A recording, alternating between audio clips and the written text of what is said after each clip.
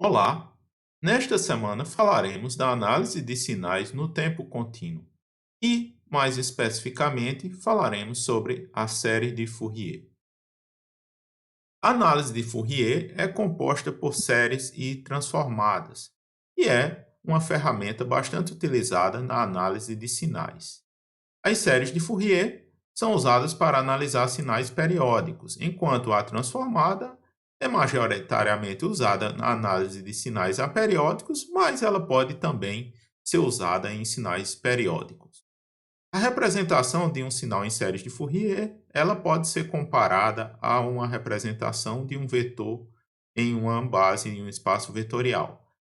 Nas séries de Fourier, esta base ela é formada por funções ortogonais, como, por exemplo, os senos, os cossenos ou exponenciais complexas. Nós iremos ver essa analogia ao final desta apresentação. Primeiro, vamos com algumas definições. Inicialmente, temos a definição de um sinal periódico com período t0, ou seja, é um sinal que vai se repetir a um intervalo de t0 para qualquer valor do tempo. Então, nós, matematicamente, escrevemos que x de t igual a x de t mais t0, qualquer que seja o valor de t. Bem, isso daqui, essa relação, ela pode ser satisfeita para vários valores de t0, quer dizer. Mas nós vamos chamar o menor valor de t0 para o qual esta relação vai ser verificada de período fundamental do nosso sinal x de t. Nós verificamos ainda que para um determinado período fundamental t0, nós temos que uma integração do sinal ela pode ser calculada de várias maneiras. Então, o que importa aqui é a duração do intervalo. Então, se a gente integra de A para A mais t0, a duração do intervalo de integração é t0. Então, como o sinal é periódico, nós podemos fazer esta variação deste intervalo, contanto que a duração se mantenha a mesma. Então, por essa razão, nós usualmente escrevemos a integração de um sinal periódico no intervalo de duração t0 com essa notação, né? Então, note que aqui nós estamos livres para escolher o início e o final, desde que a duração seja uma duração de t0. Nós definimos ainda a frequência fundamental em hertz como o inverso do período fundamental. Então, se t0 está em segundos, nós temos a frequência em 1/segundos, ou como a gente costuma chamar, essa unidade de hertz. Nós ainda temos uma frequência fundamental em radianos por segundo, quando a gente chama de ômega zero. Podemos definir como 2π sobre T0 ou aplicando a relação de cima 2π F0. Costumeiramente, nós podemos alternar aí a representação. Há casos em que é melhor trabalhar com hertz, há casos que é melhor trabalhar em radianos por segundo. Nós ainda temos que algumas definições, né? Senoides com frequências múltiplas da frequência fundamental nós chamamos de harmônicas. Então, nós temos a senoide de frequência fundamental, a primeira harmônica, múltiplos desta frequência fundamental, por exemplo, ômega zero, nós vamos ter 2 ômega zero, 3 ômega zero e assim por diante. Nós vamos chamar de segunda, terceira e quarta harmônica e assim por diante. Então, aqui, um cosseno de n ômega zero t, o seu equivalente aqui com a frequência em hertz, nós chamamos isso aqui de enésima harmônica. Então, as séries de Fourier, elas vão ter três representações equivalentes que a gente vai trabalhar neste curso. Uma série com senos e cossenos das componentes harmônicas, uma série trigonométrica que aqui a gente denomina de compacta, porque a gente reduz os termos de seno e cosseno a um termo de cosseno. Nesse caso, vai aparecer uma fase θn, e temos ainda uma série que a gente denomina de exponencial, que ela possui termos de exponencial complexa, né? Então, aqui vamos ter a elevado a Jn ômega zero t. O n ômega zero t é o mesmo que aparece no cosseno de n ômega zero t, o cosseno de n ômega zero t, e aqui no cosseno de n ômega zero t mais θn. Então, essas são as três representações, são equivalentes. A gente pode passar de uma forma para outra e nós vamos trabalhar essas formas por aqui. Nessas duas últimas formas, essa representação permite a gente definir o que a gente chama de espectro de um sinal periódico, e essa representação é bastante útil porque ela tem uma relação com a transformada de Fourier que será vista na semana seguinte. O Fourier ele mostrou que um sinal periódico x de t com período t0 ele pode ser escrito como esta soma que está colocado aqui. Então aqui nós temos um termo constante que a gente chama de componente dc, e temos uma soma infinita de componentes harmônicas. Então aqui temos o AN multiplicado pelo cosseno de n ômega zero t, mais um BN seno de n ômega zero t. Isso aqui está variando de 1 até infinito. Para determinar a série de Fourier de um determinado sinal periódico, nós temos que achar esses valores desses componentes, o A0, o AN e o BN. Uma vez que a gente determina, a gente tem a representação em séries de Fourier de um dado sinal. Para determinar esses coeficientes, a gente vai usar aqui algumas propriedades de ortogonalidade do cosseno e do seno. Nós temos inicialmente que, se nós multiplicarmos aqui um cosseno por outro cosseno e integrarmos aqui em um intervalo de duração de zero, nós verificamos que o resultado dessa integral ele é zero se o n for diferente de m, e t0 sobre 2 se o n for igual a m. Então, nós temos aqui esta relação. Nós também podemos usar isso aqui para o seno. Então, se nós multiplicarmos aqui dois senos, nós vamos ter aqui que o produto, né, a integração do produto, ela vai ser zero se o n for diferente de m, e t0 sobre 2 se o n igual a m. Então, a gente está vendo aqui uma espécie de ortogonalidade, que quando temos senos de diferentes componentes harmônicas, o que acontece é que eles são ortogonais, esses senos, né? Ou seja, a integração desse sinal, ela no período, ela vai dar zero. E, finalmente, se pegarmos senos e cossenos, eles são ortogonais entre si, quaisquer que sejam os valores de nm. Então, ou seja, se você integrar o produto, né, qualquer que seja o valor, a integração no período fundamental vai dar o valor zero, né? Então, aqui, a partir dessas três expressões, nós verificamos que os termos de cosseno e seno são ortogonais para diferentes valores de n.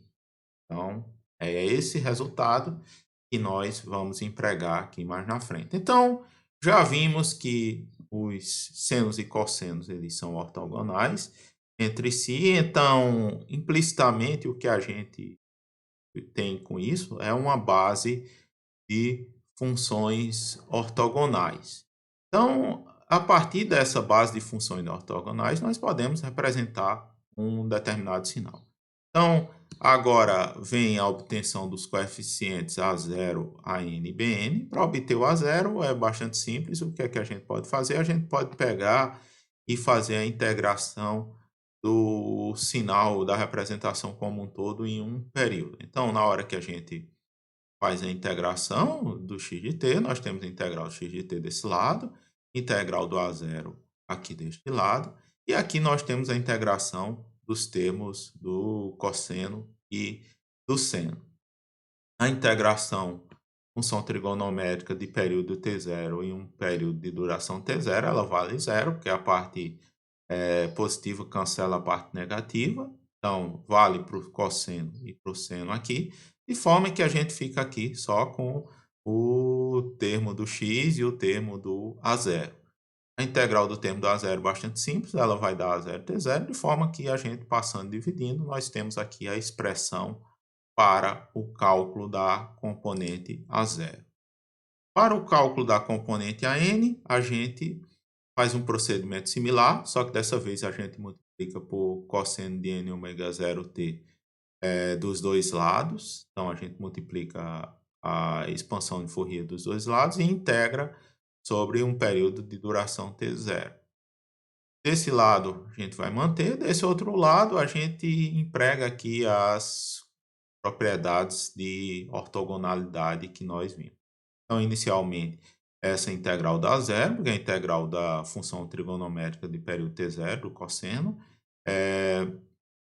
Aqui nós vimos que cossenos são ortogonais se o k é diferente do n, então no somatório desse a gente só vai ficar com um termo, e seno e cosseno são ortogonais para quaisquer valores de k e n. Então, essa expressão aqui do bk vai sumir, vai ficar essa do ak somente para um determinado valor, que é quando o k e n são iguais, e o valor disso aqui vai ser o t0 sobre 2. Então, a gente faz essas continhas e vai ficar no final com o valor de AN, né, que é o que está colocado aqui. Forma similar, BN, a gente faz a multiplicação pelo seno de n ômega 0t e integra. Vai ter também resultados similares. Aqui o único termo que vai sobreviver vai ser o do BK quando k igual a n. De forma que a gente tem aqui a representação do BN. Então, finalmente, temos a série trigonométrica de Fourier, como foi já dado essa expansão, com os termos A0, AN e BN colocados aqui, conforme calculados anteriormente. Ainda nós podemos empregar simetrias que simplificam o nosso cálculo. Então, nós temos simetrias quando o sinal for par ou for ímpar. E temos ainda algumas outras simetrias de meia onda que aqui nós não estamos abordando. Mas o que essas simetrias fazem é simplificar o cálculo, né? Nós já poderemos saber de antemão quais termos são zero e quais não serão. Então, se o sinal for par, nós vamos poder calcular esta integral em meio período e multiplicar por 2, é o que está colocado aqui, né? Então, o sinal par, a gente vai poder calcular de 0 até 0 sobre 2 e multiplicar por 2. Então, veja que nós temos expressões equivalentes que podem simplificar o nosso cálculo dependendo do sinal que a gente estiver trabalhando. A n também se o x for par, então você vai ter uma multiplicação de um sinal par por outro sinal par, que resulta em um sinal par, de forma que você pode também calcular isso aqui em meio período. Mas a grande vantagem é aqui no termo do Bn, já que se a gente tem um sinal par multiplicado por um sinal ímpar, vai ser um sinal ímpar. E a integração de um sinal ímpar em um intervalo simétrico, ela vai dar zero. Então, se x for par, então o coeficiente Bn ele é zero. Da mesma forma, se x for um sinal ímpar, então o termo do A0 ele vai ser zero, o termo do AN vai ser zero, porque a gente vai ter uma multiplicação de um sinal ímpar por um sinal par, vai dar um sinal ímpar, então essa integral dá zero. E aqui o Bn, nós vamos ter aqui um sinal ímpar com ímpar, vai dar um sinal par e, consequentemente, a gente vai poder calculá-lo em meio período. Então, nesse caso, sinal ímpar, componentes A0 e AN sendo zero. O que a gente tem mais? Nós temos a série trigonométrica compacta. Então, nós podemos reduzir aquela expressão anterior a uma expressão apenas com um termo de cosseno. Vai aparecer, obviamente, uma fase. Então, nós podemos empregar uma relação que, se nós utilizarmos o cosseno da soma, nós chegamos aqui nessa expressão. E através aqui das substituições apropriadas, como nós podemos fazer, relacionar esta forma só com cossenos, com uma forma aqui com cossenos e senos. Então, a relação aqui é você fazer o c igual a raiz de a ao quadrado mais b ao quadrado e o θ, o arco tangente de menos b sobre o a, da forma como estão aqui definidos. Então, se a gente pegar a forma compacta, como está escrita aqui, a gente faz a comparação desta forma com a forma lá do tem o A0, o AN e o BN, né. Então, se a gente compara essas duas expressões e faz a igualdade, obviamente temos o termo constante, que vai ser igual ao outro termo constante, e aí, né, nas relações de igualdade, a gente vai ter que o Cn vai ser a raiz do AN ao quadrado mais o BN ao quadrado. E o θn é o arco tangente de menos BN sobre o AN. Então, nós temos aqui alguns casos especiais, principalmente quando tem a questão um arco tangente aí que pode resultar em interpretações duplas, né? Então, aqui a gente tem alguns casos especiais que a gente enfatiza um pouco, né? Se o BN for zero, o que é que vai acontecer? Onde a gente faz a igualdade, ele está colocado aqui, a gente vai ter o Cn igual ao módulo do AN e o θn ele vai ser zero ou menos π de forma que você precise preservar o sinal, né. Então, aqui, da forma como a gente colocou, né, o AN ele pode assumir valores negativos, e quando ele assumir valores negativos, a gente vai incorporar esse valor negativo com a fase θn, que vai assumir o valor menos π nesse caso aqui, né. Então a gente está preservando a igualdade. Se a gente tiver o AN igual a zero e a gente comparar essas duas expressões, novamente o Cn ele vai ser o módulo do Bn, e para preservar aqui as fases, ou seja, para a gente transformar o cosseno em um seno, a gente vai ter que fazer um defasamento aqui de π sobre 2. Então, ainda tem a questão do sinal. Então, se o Bn for positivo, a fase que a gente coloca é o menos π sobre 2. Isso aqui a gente vê, né? Você vai ficar cosseno de n dá zero t, cosseno de π sobre 2 vai dar zero. Aí a gente vai ter o menos, né? O seno de. Quer dizer, vai ter o mais, né? Porque colocando aqui o menos aqui, mais o seno de π sobre 2 seno de n ômega 0t. Então, de forma que a gente preserva o sinal positivo quando está colocado, quando você joga essa fase de menos π sobre 2. Se você colocar a fase de π sobre 2, aí vai ter um negativo aqui na expansão e esse negativo vai preservar aqui o sinal. Então, esses são os casos especiais. Além disso, a gente pode plotar, né, fazer o gráfico aqui do espectro do sinal. Então, nós podemos fazer o gráfico do espectro, que vai consistir dos gráficos Cn versus o ômega e o θn versus o ômega, amplitude e fase. Então, nós chamamos de espectro de amplitude, espectro de fase. Com esses dois aqui, nós temos uma caracterização do domínio da frequência do sinal expandido em séries de Fourier. O espectro ele vai permitir verificar a contribuição de cada harmônico para o sinal periódico e nós temos, né, x de t vai ser uma representação do domínio do tempo e o espectro vai ser o seu equivalente no domínio da frequência. A última representação nós podemos obter a partir das anteriores, utilizando a fórmula de Euler.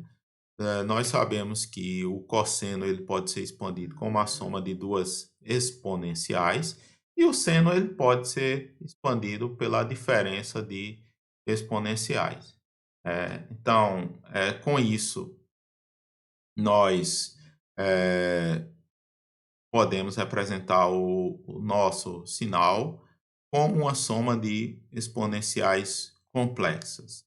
Note que aqui nós estamos calculando de menos infinito até infinito. Então, vamos ter n negativo nesse caso, que vai, obviamente, né, se a gente pegar aqui, somar a parte positiva e negativa, a gente vai estar originando os senos e os cossenos que estão colocados aqui desse lado.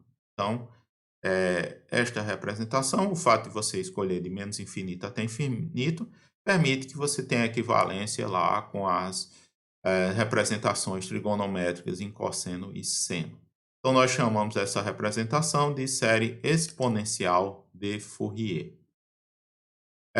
Como obter esses coeficientes do DN? A gente também pode verificar aqui a questão da ortogonalidade da função exponencial, quando os n são diferentes de m. Então, nós temos aqui que esta expressão está colocada aqui embaixo é válida, de forma que, se a gente pegar e multiplicar o termo aqui da exponencial, quer dizer, o termo da série, com as exponenciais de elevado a menos jm ômega 0t os dois lados e integrarmos aqui dos dois lados, a gente vai ter no final o coeficiente que vai ser o único termo que vai sobrar. Então, a gente tem aqui a série exponencial, que é colocada aqui como somatório infinito, e o coeficiente, o dn, ele é obtido pela integração em um período do x de t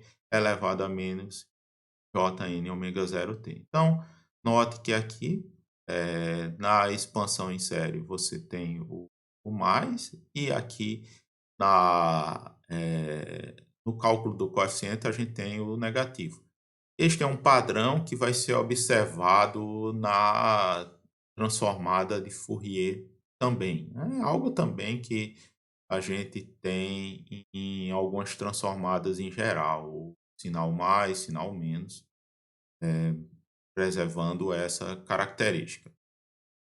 Para obter a relação entre a série exponencial e as demais, a gente pode expandir os termos, como estão colocados aqui, e fazer uma igualdade. Então, na hora que a gente faz a igualdade, a gente fica aqui com essa expressão, que o coeficiente dn ele é equivalente ao AN menos o JBN dividido por 2. Então, o que a gente fica, né? Se a gente for olhar, o AN sobre 2 é a parte real do número complexo Dn e o menos Bn sobre 2 é a parte imaginária do número complexo Dn.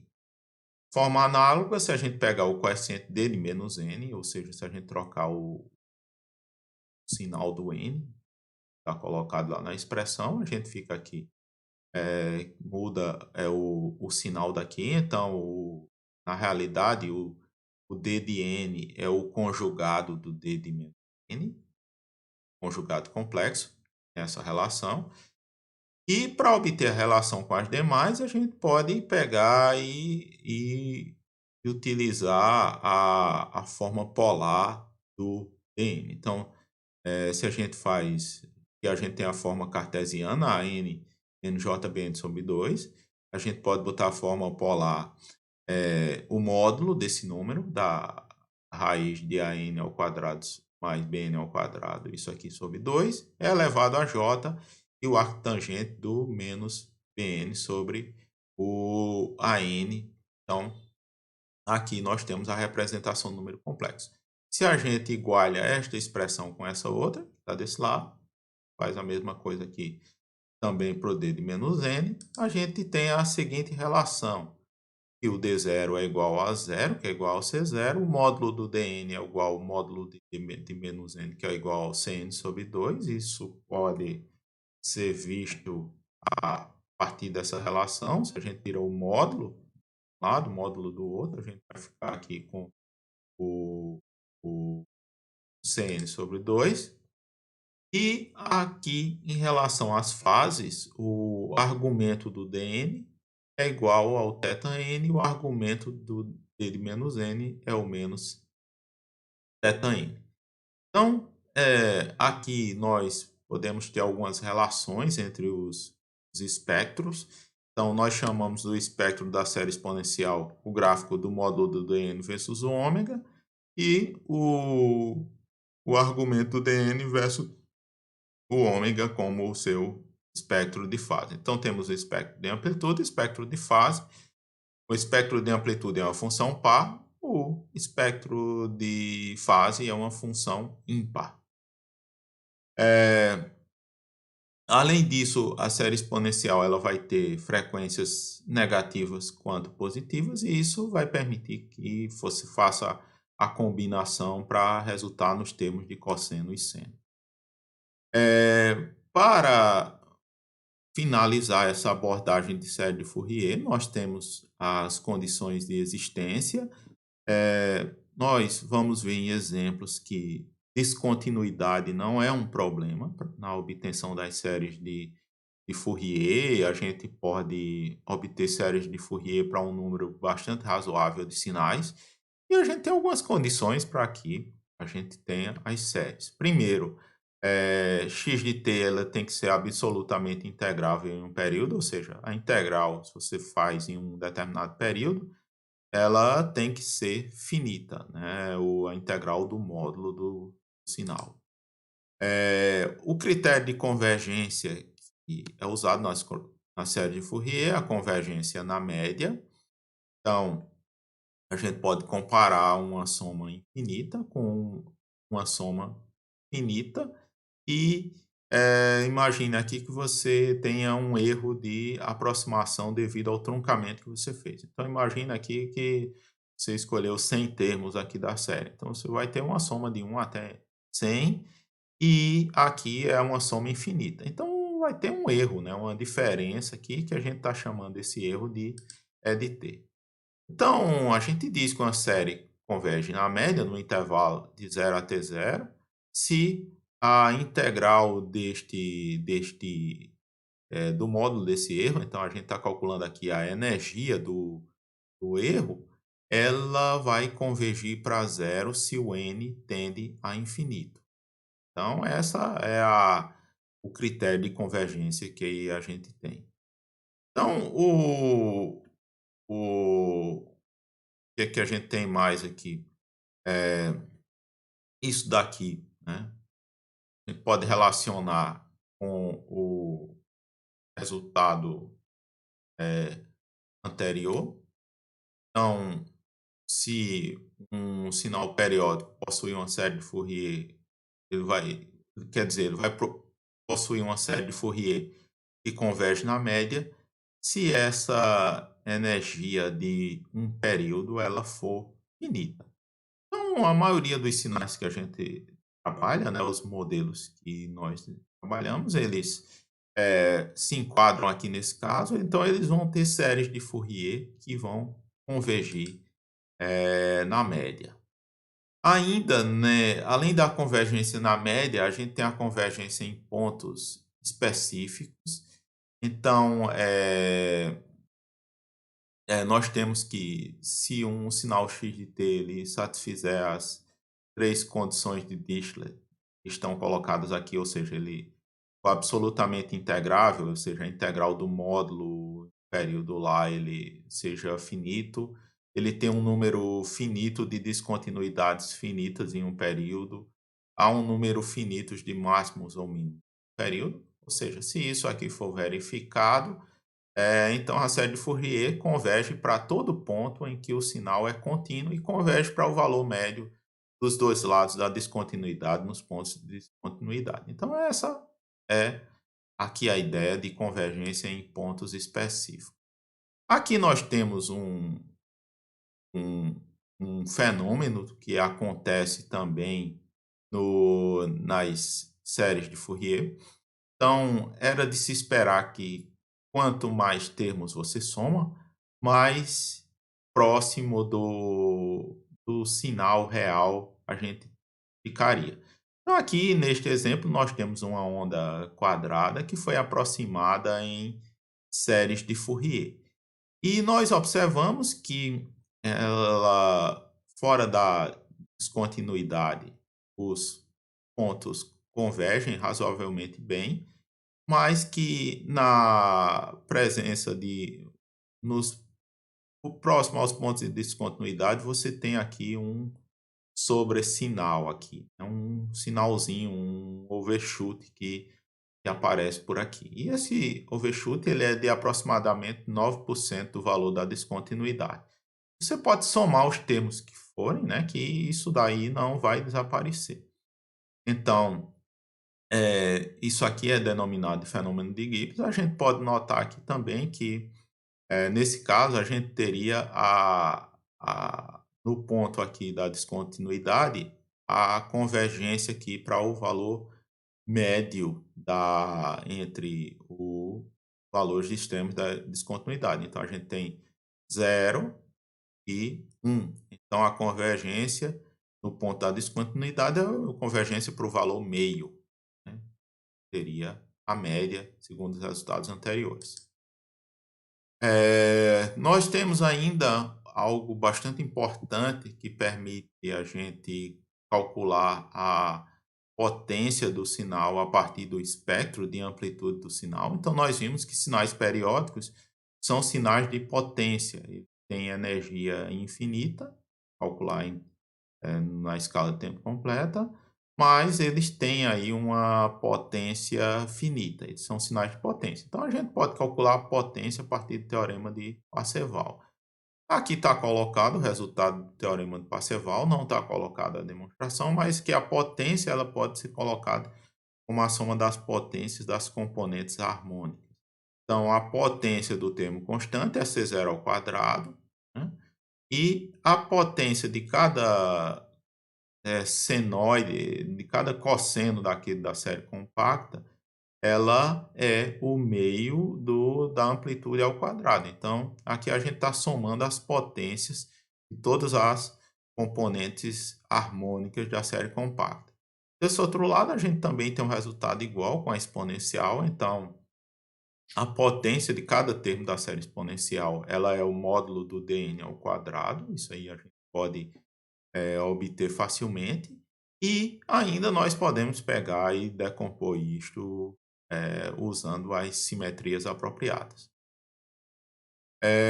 Nós temos ainda, nós podemos verificar em sistemas lineares, dado que um sinal periódico ele pode ser representado em séries de Fourier, e se a gente tiver um sistema linear contínuo invariante no tempo, uma função de transferência que seja estável esse sistema, então se ele é estável, o eixo imaginário lá vai estar na região de convergência. Então a gente vai poder calcular o que está colocado aqui. Então, se tivermos uma exponencial, a resposta vai ser o que está colocado aqui. Se a gente multiplicar usando a propriedade da linearidade, fizer aqui uma multiplicação por coeficientes e somar, a gente vai ter a mesma coisa desse outro lado. Então, o que a gente está observando é que se você colocar uma entrada periódica, você vai ter uma saída periódica também com o mesmo período da entrada, como está colocado aqui. E as amplitudes elas vão ser modificadas pela ação da função de transferência do sistema. Por último, nós temos o que se chama de séries de Fourier generalizada. Aqui a gente não vai trabalhar muito com isso aqui. Isso é algo para disciplinas mais avançadas, mas a ideia é de que a gente pode ter analogias entre funções e vetores. Então, em vetores, nós temos o produto interno, nós temos aqui o comprimento de determinado vetor, e nós temos também bases de funções, né? Bases ortogonais, ou mais especificamente, bases ortonormais. Então, o que a gente pode definir, na realidade, são aqui bases de funções. A ideia é essa. E você está representando agora sinais em base de funções ortonormais. Então, o que a gente tem na realidade aqui é uma ideia de funções. Se pegar aqui um conjunto de funções ortonormais, ou seja, aqui, se pegarmos um conjunto de sinais x1, x2 até um xn, né? E esses sinais satisfizerem a seguinte propriedade, ou seja, pegar aqui a integral de um sinal desse, multiplicar pelo conjugado do outro, isso aqui vai ser zero se esses sinais forem diferentes. E aqui, se m for igual a n, a gente vai ter, obviamente, a energia do sinal n. Então, esses sinais aqui são ortogonais. Se a gente fizer aqui a energia como sendo 1, a gente vai dizer que esses sinais são ortonormais ainda. Então, o que é que a ideia de uma série de Fourier generalizada diz é que nós podemos representar um sinal qualquer numa base de funções ortonormais, né? E aqui nós temos uma base, nesse caso, uma base finita neste caso. Com a base finita, a gente vai ter aqui um erro entre a representação real, né, e esta representação aproximada. E vamos ter um erro que vai ser minimizado se esses coeficientes eles forem escolhidos da maneira como está colocado aqui. Então, lá no limite, quando n tende a infinito, a gente tiver aqui uma base infinita, esse erro ele vai tender a zero. E aqui nós temos o que nós chamamos de uma série de Fourier generalizada, né? Então, pode fazer o teste e se você fizer os x aqui como os senos e cossenos, você vai ter uma expressão exata, as expressões do A0, do AN e do BN obtidos lá para a série trigonométrica inicial de Fourier, né? Então, estas expressões aqui são os casos gerais e o que a gente viu, né, com senos, cossenos exponenciais, eles são os casos particulares quando a gente escolhe uma base específica, né, um xi específico, como foi colocado. Então, aqui nós finalizamos a teoria de séries de Fourier.